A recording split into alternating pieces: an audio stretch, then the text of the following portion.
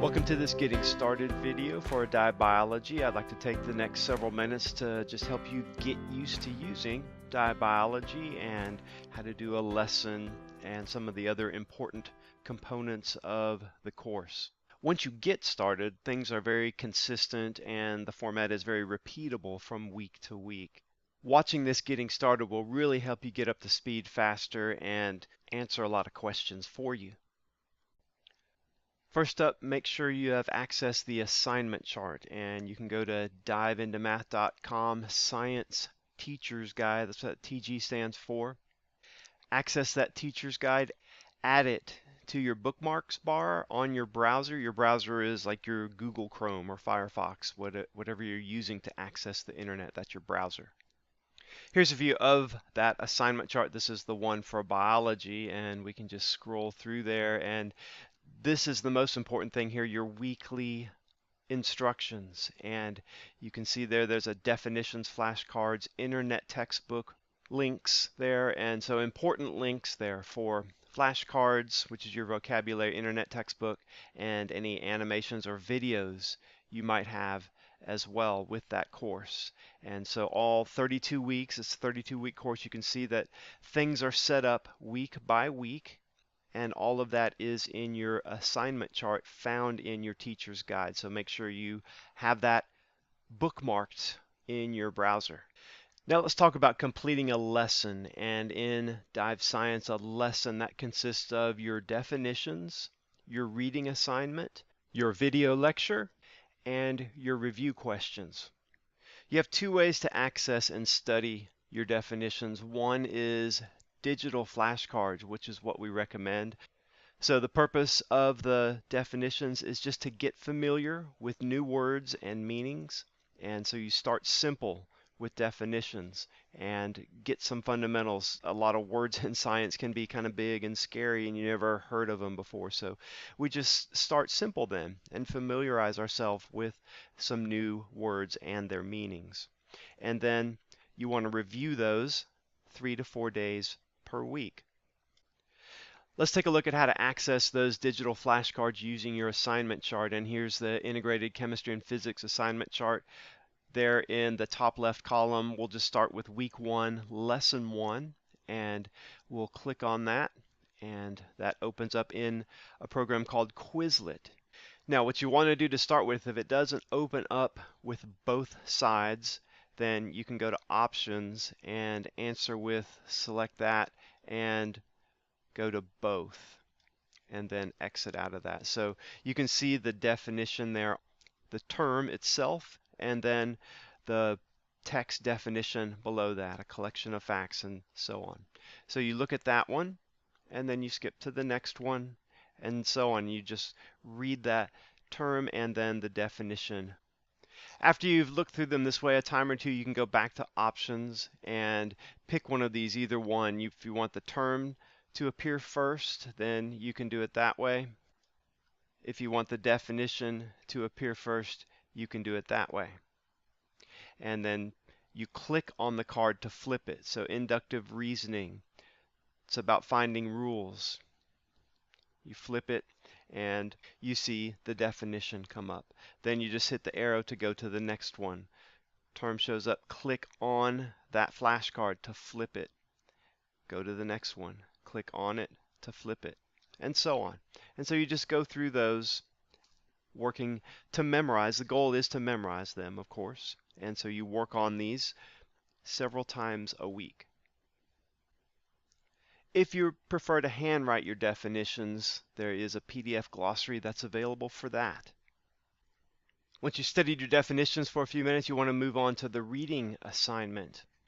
We've created an internet textbook which has internet links, and that's what we recommend for your reading.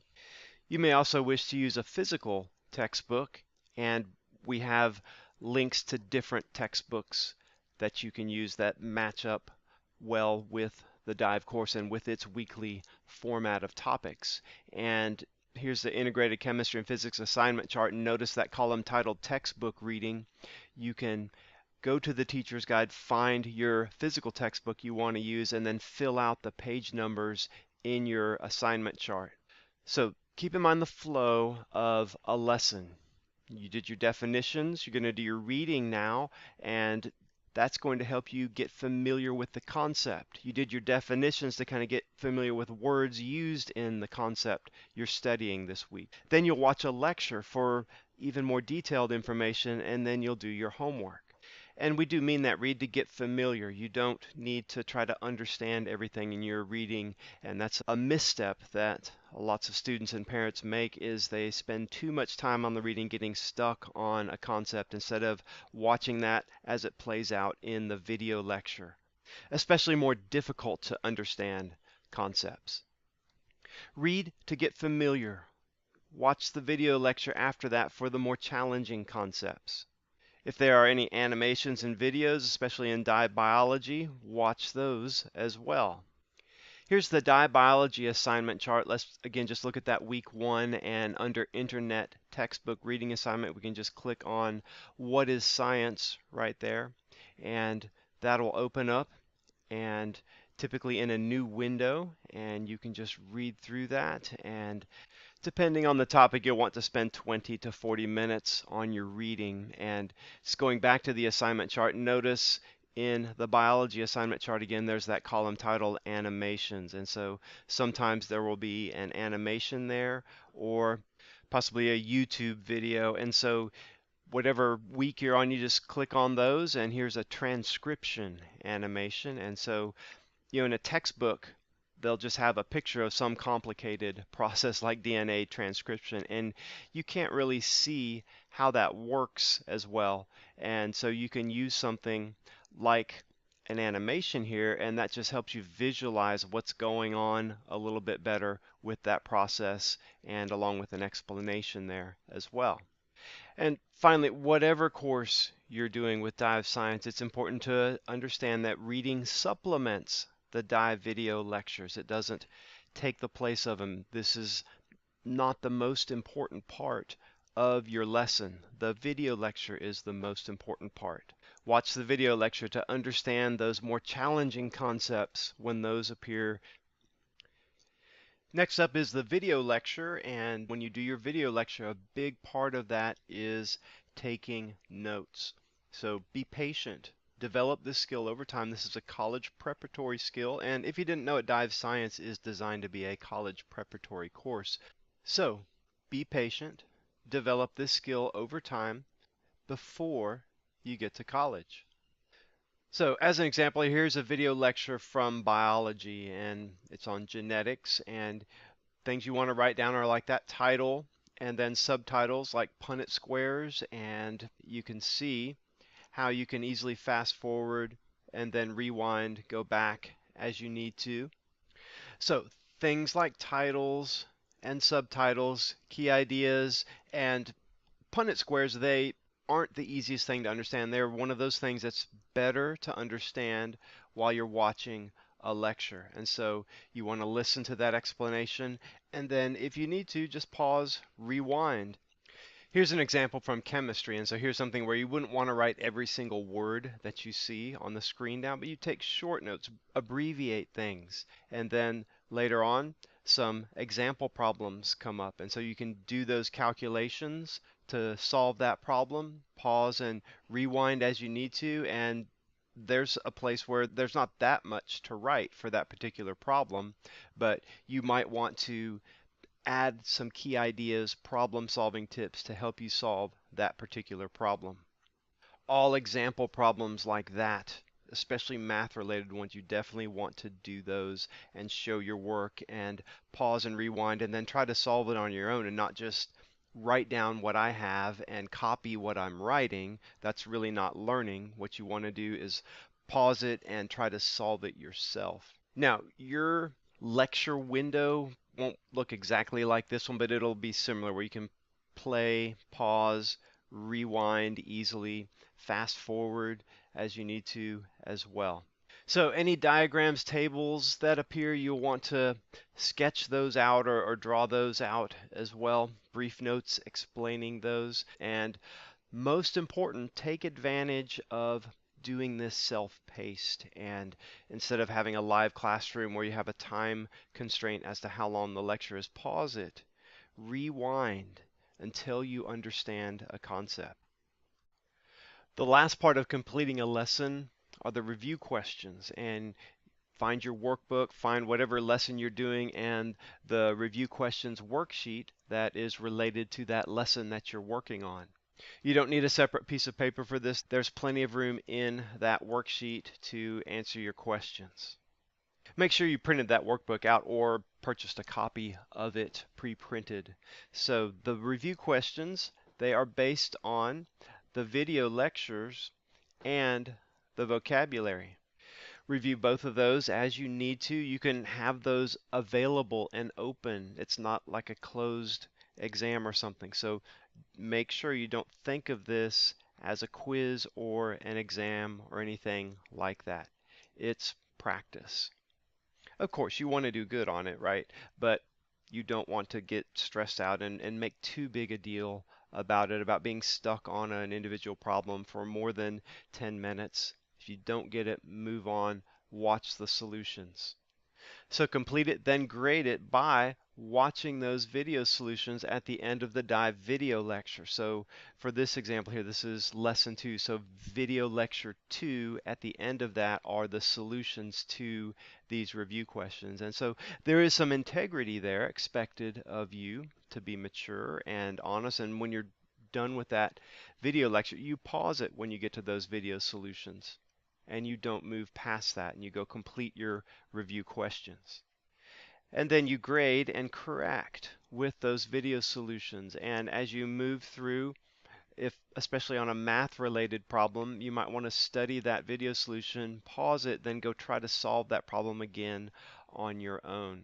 And if you see any missing information, like, oh, I didn't realize that was something we were supposed to know, it was covered either in the definitions or the video lecture. So go back and add any missing information to your notes.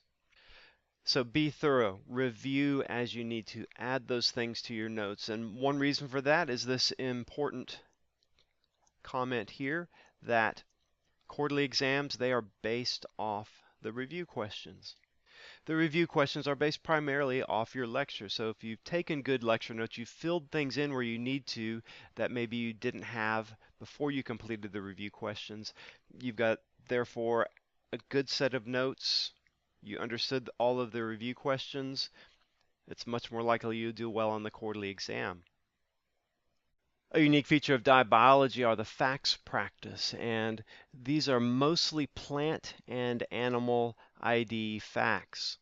You can find these in your dive biology assignment chart, and you can see that column to the right there, facts quiz flashcards it's called.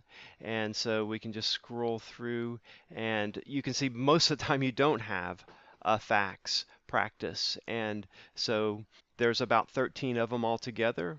Just looking at one here, here's facts 10. We can just click on that. It's another Quizlet, like your definitions flashcards. So you have a quiz that was provided for you in your materials, and this is just practicing. These flashcards are just for practicing. And so you can just click through those, and you'll see an animal come up, and click to flip. And so it's just plant and animal identification. And so you'll use the Quizlet just to practice. If you look in Genesis, one of Adam's first jobs, that was naming creatures, putting a name to a face. And our God is a relational God. He wants us to know Him. He wants us to know each other. He wants us to know His creation. And to know His creation, to be a true naturalist, like Adam, we need to know what's out there. And so just going through these daily facts and putting a name with a face, that will help you get to know God's creation better. If you know it better, then you may want to study some different things in it, and you're more likely to take proper care of it as well. So you use the Quizlet flashcards to practice, and then you take the facts quiz.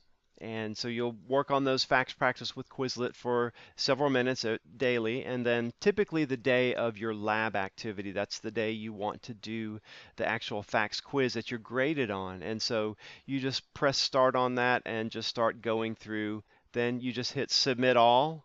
It'll ask you if you really want to submit anyways, and you can click yes or no, and there your score comes up. Record that grade, write that down, put that in your grade calculator.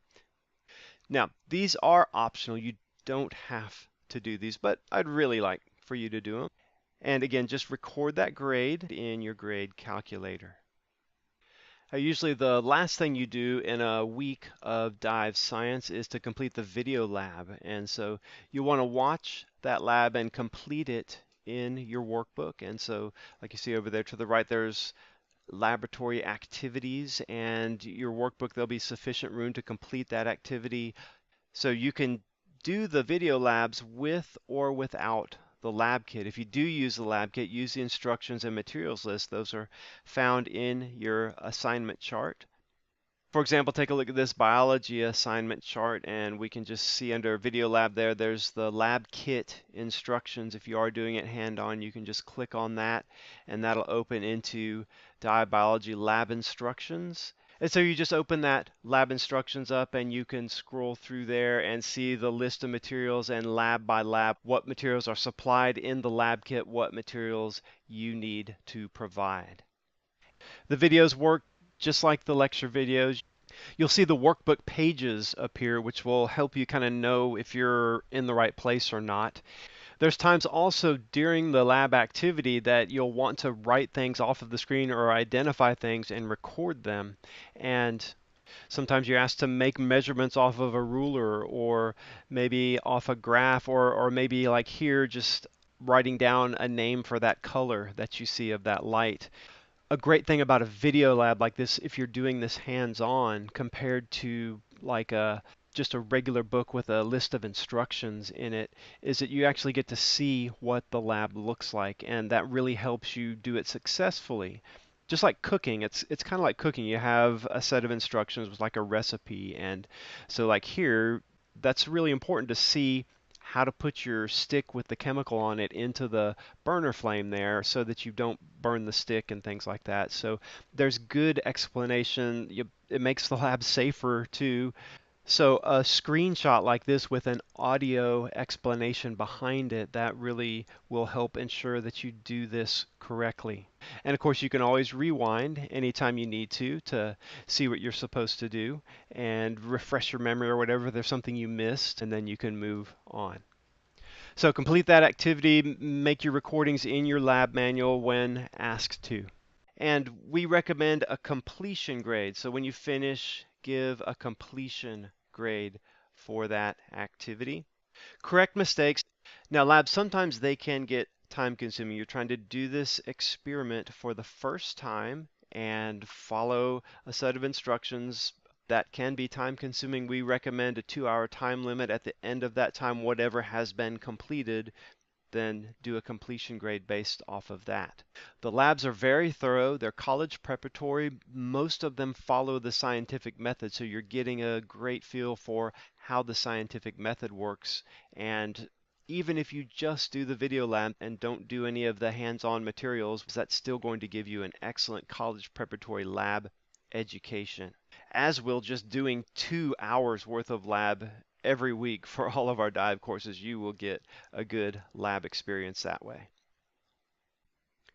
Now, in 1 week, even in one lesson, there is a lot to do in a dive science course. And so we want you to consider just using this timed method instead of thinking you have to get an entire lesson done in one sitting, or even an entire video lab activity in one sitting. So our recommendation is to work on science 4 to 5 days per week, and then do that for a maximum of 2 hours per day, 1 hour to 2 hours, depending on the student.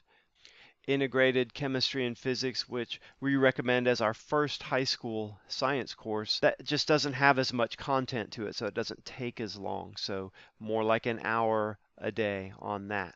Chemistry, a more mature student would be taking that, someone who can sit for a little bit longer time and work on something and stay focused. So 2 hours max per day on that.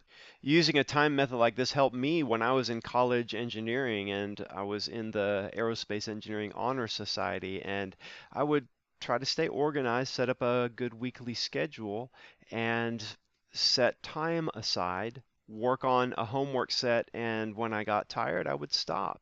And then I'd pick it up the next day. And amazingly, a lot of times, a problem maybe I was stuck on the day before, it would come right to me the next day when I started again. So that time method, just from my own experience, it really is beneficial. So stop, continue where you left off the next day.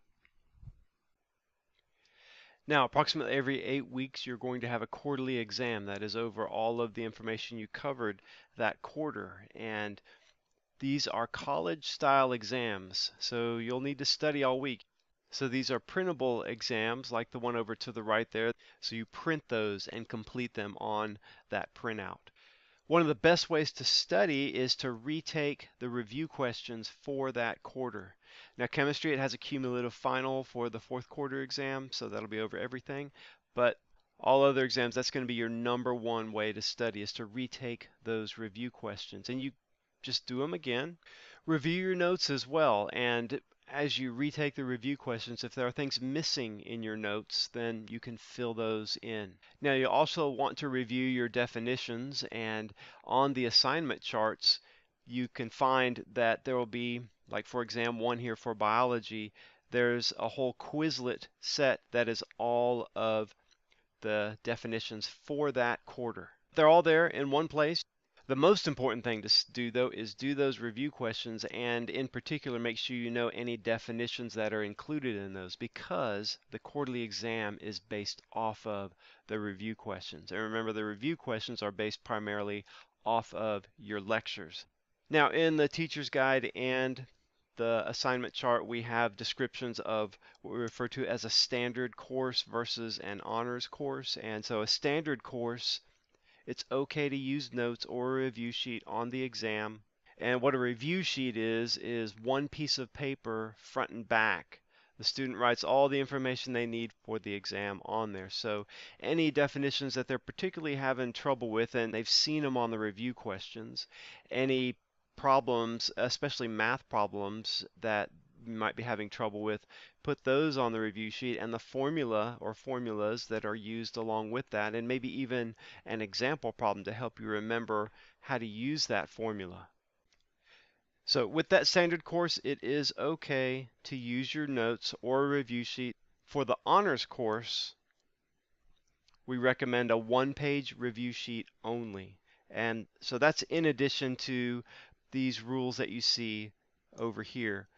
So make that review sheet, depending on the student, allow approximately 2 hours per day for 4 days, so about 8 hours total, to prepare for an honors level exam.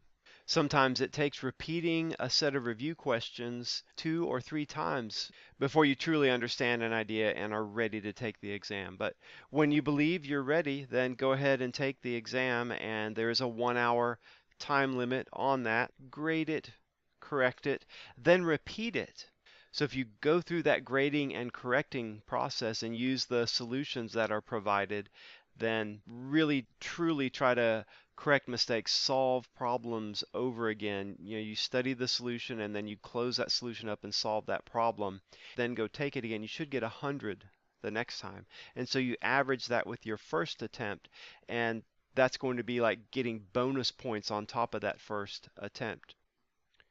Well, we've talked about every gradable thing now in Dive Science, and so let's talk about the grade calculator to calculate your overall average. And there's a grade calculator spreadsheet in your CD or download version, whichever you have.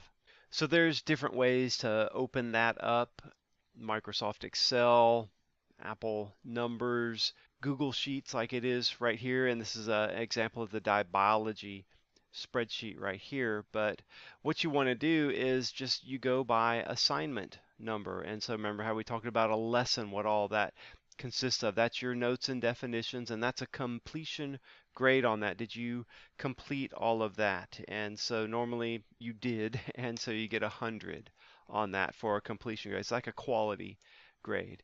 And then your review questions, you got 9 out of 10 right, so you got a 90 on it. So facts quizzes, if there was one, then hopefully you got 100 on that too. You did that well. And then a lab activity and another completion grade. Let's say you didn't quite get all of it done, so you got an 85. Now, just scrolling over here a bit, notice there's this overall grade, and it says division by 0 in there, and it's not going to put a score in there until you complete that first quarterly exam. And so remember how you can take your exams twice. You record the first grade, you take it again, record that second grade, average those two. Let's say you got a 92 on that first quarterly exam. Now it's going to put an overall grade in because you have something in each of these cells where you're required to have at least one input to that. So of course, normally what you'll do is you'll get all of those assignments done for that quarter, and any facts, quizzes, lab scores, all of that, then that first quarterly exam, and then it's going to calculate your overall average. And just so you can see how it changes that overall grade every time something else changes now. So you got a 95 on your second lab, enter that, now your overall grade went up. So there are some instructions over here too, and there's some instructions. There's a grade scale over here as well. So all of the spreadsheets, whichever course you're using, they're all going to have a similar form to this one here. Chemistry ICP won't have the facts quiz column in there to enter grades to. And there's more information in the teacher's guide on how the grades are calculated and what weights are given to each part of your overall grade. Now, if you're in dive biology or dive chemistry, you might want to consider taking a CLEP or an AP exam and getting college credit, up to 8 hours college credit for that coursework. And if you do that, we recommend using our internet textbook for that. It's just a little more thorough. We also recommend using our e-learning course because it is more updated. We can keep that more updated with the latest advances in science, much more so than the CD or the download versions. And a few differences between the CLEP and the AP. The CLEP exam, you can take that anytime. You just go to a local community college and sign up for that. And the AP exam, though, that is only given in May, and the AP exam is more rigorous, so it's more likely to be accepted in a science or engineering school at a university. So the CLEP, if science isn't your major, then you might consider taking the CLEP if you don't think you'll have a science or an engineering major. Either exam, we recommend using our CLEP professor course to prepare for and take that exam. And you can find out more about that on our website there at diveintomath.com. And those CLEP professor courses, they have more instruction, they have practice problems, they have full-length practice exams that you can take as well and get really prepared, spending several weeks prior to your actual exam using that CLEP professor course to get ready. Okay, well, that's all for this getting started. Thanks for listening. God bless, and I hope you have a great year.